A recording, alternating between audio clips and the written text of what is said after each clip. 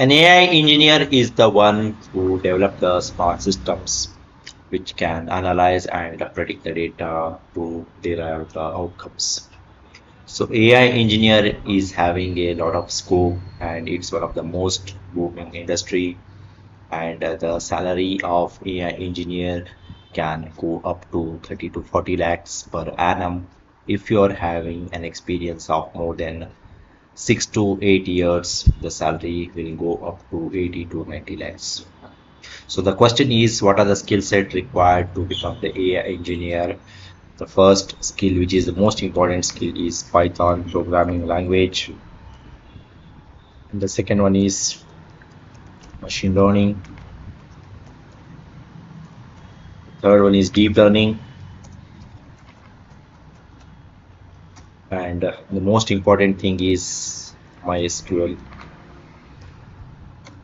and knowledge of having a cloud, any cloud, whether it can be AWS or Azure or GCP. Okay, so Google Cloud Platform. So try to have a knowledge on these skills in order to become the AI engineer.